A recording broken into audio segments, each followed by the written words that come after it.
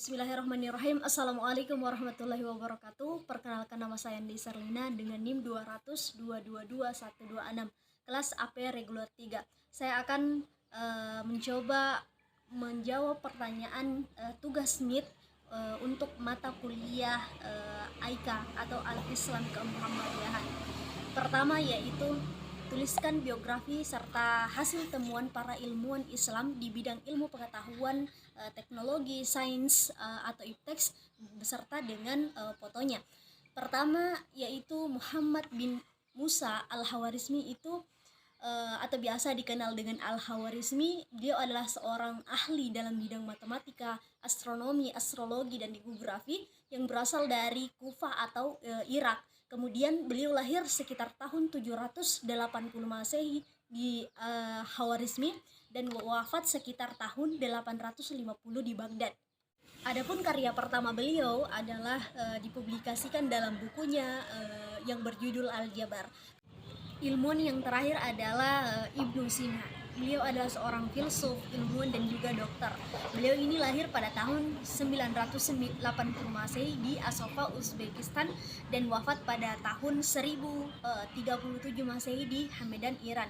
Beliau ini dikenal sebagai seorang filsuf muslim di dunia kedokteran. Berkat kontribusinya yang sangat besar bagi kedokteran, beliau disebut sebagai bapak kedokteran. Beberapa temuan Ibnu Sina yang masih bermanfaat di dunia medis hingga saat ini yaitu manfaat etanol dan teori penularan TBC.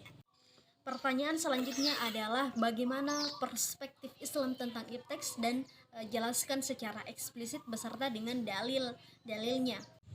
Nilai ajaran Islam yang mengikat ilmu pengetahuan dan teknologi sains adalah sinkronisasi antara ayat-ayat kauliyah dengan ayat-ayat kauniyah yang saling melengkapi dan menyempurnakan antara satu dengan yang lainnya. Adapun dalil yang terkait dengan ilmu pengetahuan dan teknologi yaitu terdapat pada Quran surah Ar-Rahman surah ke-55 ayat 5 sampai 8. Pertanyaan selanjutnya yaitu jelaskan yang dimaksud dengan ilmu, agama, dan budaya, dan bagaimana hubungan ketiganya serta dalam pandangan Islam terkait dengan budaya yang berkembang di tengah masyarakat. Ilmu adalah kumpulan pengetahuan yang telah diuji kebenarannya. Agama adalah sistem yang mengatur tentang kepercayaan serta peribadatan kepada Tuhan.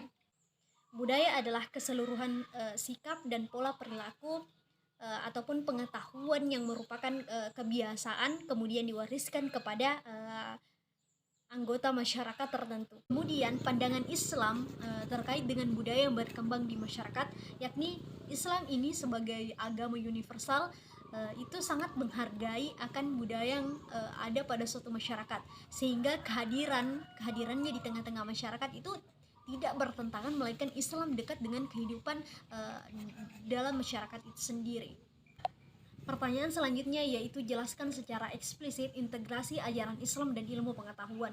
Integrasi ajaran Islam dan ilmu pengetahuan yakni pembagian antara ilmu dan Islam hingga menjadi kesatuan yang utuh. Pertanyaan selanjutnya yaitu jelaskan maksud dari slogan ilmu untuk ilmu. Ketika ilmu itu ditransformasikan kepada orang lain, maka ilmu itu akan menetap pada diri orang tersebut, dan begitu pula seterusnya. Pertanyaan selanjutnya yaitu jelaskan akibat yang dapat ditimbulkan dari pemisahan ilmu pengetahuan dan ajaran Islam. Apabila kita lihat saat ini, para ilmuwan itu cenderung memisahkan antara ilmu dan agama. Contohnya yaitu dengan praktik dualisme.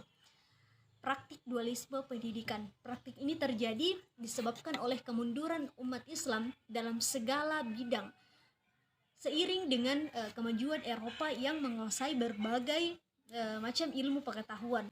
Pertanyaan selanjutnya yaitu jelaskan perbedaan antara ilmu bebas nilai dan tidak bebas nilai. Ilmu bebas nilai berarti semua kegiatan terkait dengan penyelidikan ilmiah itu harus didasarkan pada hakikat ilmu itu sendiri.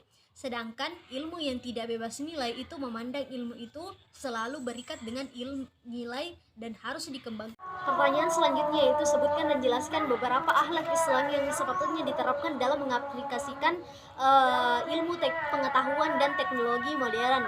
Pertama yaitu adanya rasa tanggung jawab di hadapan Allah Subhanahu wa taala. Kemudian yaitu amanat ilmu. Kemudian yang ketiga adalah tawadu. Kemudian yang keempat yaitu menyebarkan ilmu. Pertanyaan selanjutnya yaitu apa yang dimaksud dengan ayat kauliyah dan ayat kauniyah, dan sebutkan dan interkoneksi dalam memahami keduanya. Ayat kauliyah ialah kalam Allah atau Al-Quran yang diturunkan secara formal kepada Nabi Muhammad SAW. Sedangkan ayat kauniyah yaitu adalah fenomena alam, jalurnya itu tidak formal. Nomor terakhir adalah jelaskan tujuan penciptaan manusia serta klasifikasi potensi dasar manusia yang Anda ketahui.